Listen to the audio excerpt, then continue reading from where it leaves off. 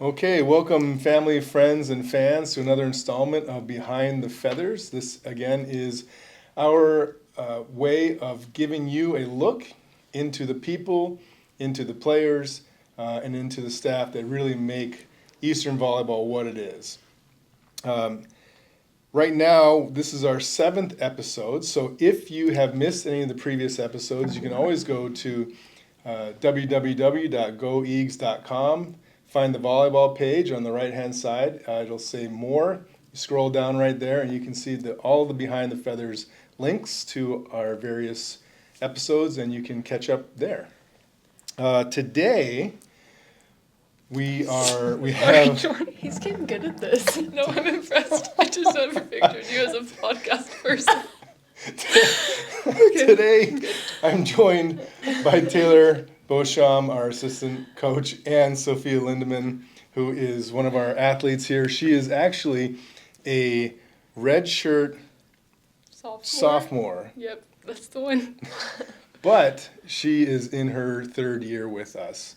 And she actually it's kind of a really cool story, but she will be graduating early Yep. this after this season. So we're going to talk Yeah. about that in just a little bit. But first, if we could, let's start with a little bit about your background. Where are you from? How'd you decide on Eastern, and maybe how you got into volleyball? I'm from Colorado. I'm from Monument, Colorado, so it's south of Denver, north of Colorado Springs.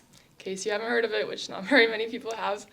I got into volleyball because of my dad. He played since he was like 6 years old, and he kept on trying to get me into it, and I kept on fighting him on it. I was like, I'm not gonna like volleyball, stop trying, and he'd give me all these quotes about people who would like start sports late in life and get super good at them. And finally one day I was like, okay, I quit, I give up, I will try volleyball. And then I tried it and I loved it, and he was right. So yep, thanks Dad for that one.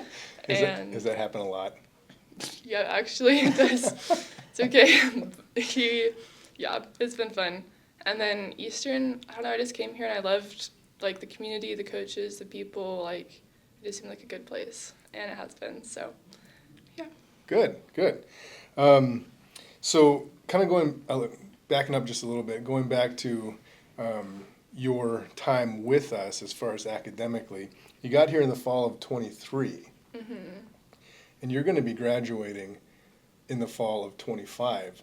Yeah. Having only, I think that's 2.5 years. Yep.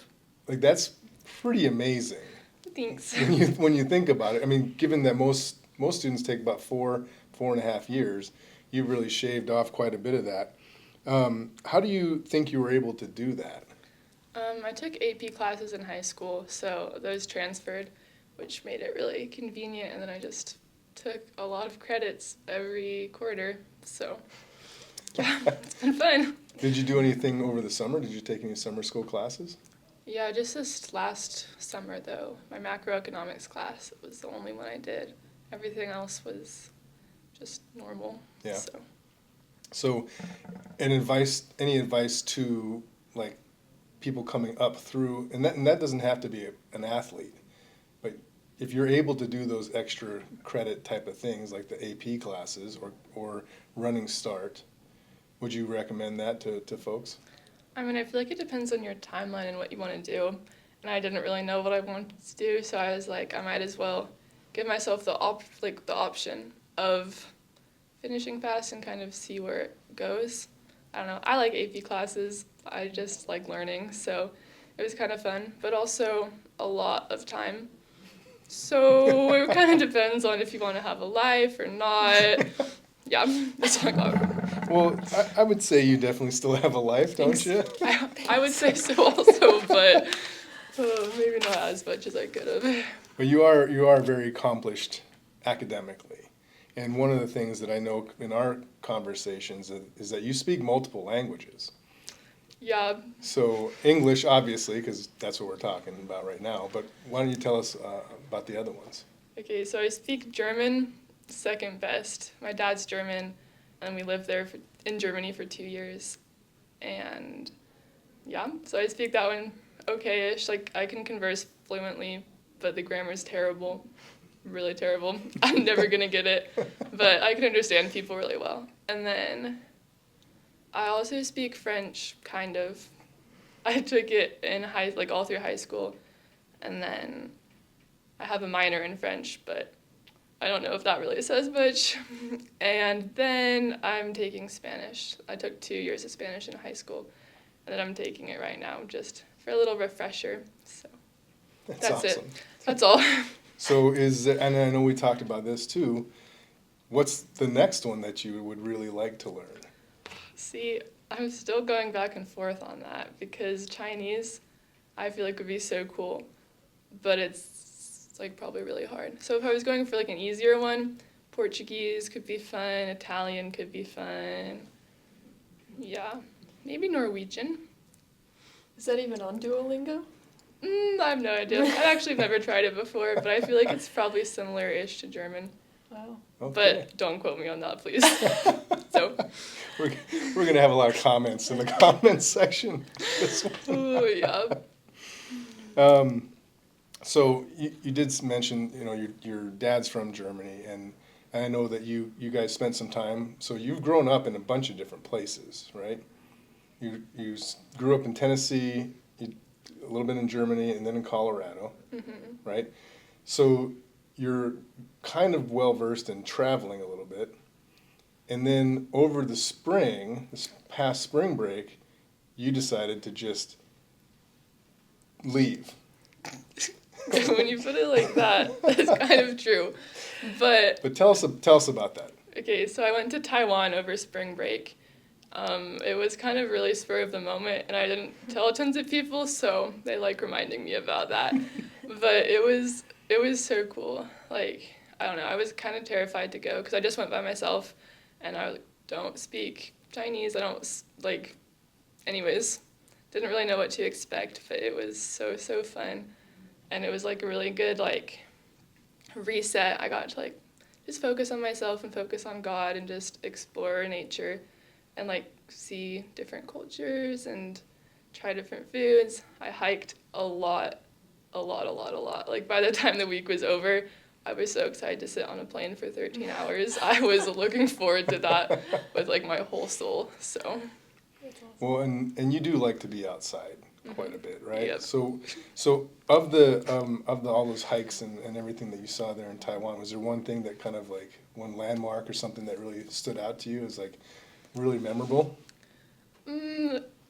I would say no, because all of it stood out, because I'm kind of the person who doesn't like to be bored, so I just would do every single thing possible that I could fit in. And so there was one day I was going to go on a hike, but I was feeling kind of tired, and I couldn't figure out how to get public transportation to get me there easily, so I was like, I'll just skip it, it's gonna be okay. And then the bus stop I get off at to go to a different spot is the same bus stop I had read that could take me to the other hike, so I was like, I have to do it now. And so I went up to Teapot Mountain, it's called, and it was so pretty, it was super cool, probably one of my favorite hikes I did there. So I'm glad it worked out, but also it was a long day. It was a long day. So Taiwan, and then over this summer, you spent about a month in Germany? 6 weeks, I think. And kind of got an internship lined up there and did that whole thing by yourself again? Yeah, my dad did come for the first day and a half, though, so that was helpful. He got me some groceries. So what about that experience? Tell us something about that experience that you really enjoyed. I just feel like the company I worked for, it was for a metal hardening company called Herta and Händler, both of them. Anyways, I just didn't know that metal hardening was really a thing. It is, in case you're wondering. But I just got to, the first 2 weeks, I was just on the production floor, kind of just watching people, helping a little bit. And I met some really cool people who were just from all different parts of Europe and just got to talk with them. It was helpful because their German wasn't always the best and my German wasn't always the best. So I was like, perfect. Don't have to feel self-conscious right now. But it was really cool. And I got to go to quality control and work the microscopes and see if it was like the correct level of hardness, and if it had to go back into one of the ovens and be plasma nitrated, or there's lots of random words that I can't remember actually, but it was super fun. Good. So, Yeah, it sounds like a really positive experience. yeah, it was really great. Awesome. So you said you hate being bored. Yeah, I'd say so. Okay. So one of the other things that you like to do is bake. Yep, that's true. Right? That's true. So can you tell us maybe the best thing and the worst thing that you've made? Like ever in my entire life, or Yeah, it's kind of an open-ended question, I suppose. okay. The problem is the best thing. I don't really make many things according to recipes. I like to experiment. ChatGPT helps me too sometimes. So, best thing. I got nothing, because my brand of baking is like I said, experimentation. So I made some black bean brownies with one of my roommates. That was kind of good, actually. Okay. Yeah, or avocado brownies are yummy. Sweet potato brownies. You can put anything in brownies, I've learned. Sensing a theme. Okay. Or there's like chickpea cookie dough. Yeah. I like to pretend to be healthy, but Keep it healthy, yeah. it's not though, because I'll eat it all. I have no self-control. Worst thing. This isn't even a worst thing I've made, but when I was living in Germany, I tried to make these banana cookies, and they didn't turn out very good, first of all. Second of all, I don't really love bananas. Third of all, one day I was like looking in the fridge, and I thought they were hamburger patties, so I like made myself a little sandwich. I put like cheese on it and some ketchup and put it in the microwave, and I like went to go eat it for my lunch, and it was so bad. But that one was an accident. But it So- looked that much like hamburger. All right. Yeah. Well, it was like a little meatball type Okay. frikadellen is what it's called. But anyways, there's been almost all of them have been edible for me. I wouldn't really share them with other people though, so yeah. Well, you don't like to waste. Yeah, but some of them I have had to just put in the garbage. I did get ChatGPT to help me with the recipe, and I tried to put probably every single thing in it that you would never want to bake, like pineapples, carrots. I was going with like a pineapple carrot cake vibe, Okay. plus other stuff, I'm sure. And it was not good. My roommates can tell you that one. It was really bad.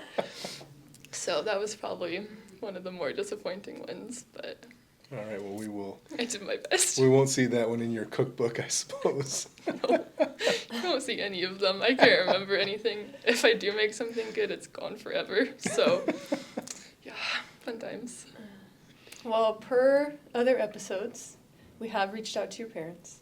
Speaking of sweet treats, your mom told us that you, maybe not a habit, but an adventure maybe when you were younger you were a really great big sister, is what she said. She prefaced it by that.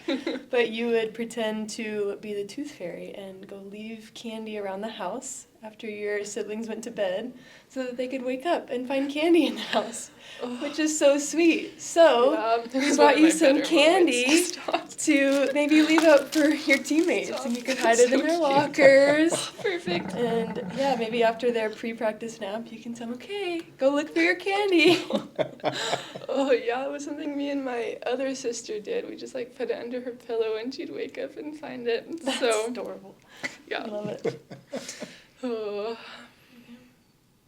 All right. Well, thank you all so much for spending some time with us. Sophia, thank you for coming in and sharing some of your experiences and stories with us. We really appreciated it. And as usual, thank you guys, and go Eags! Go Go Eags! Eags!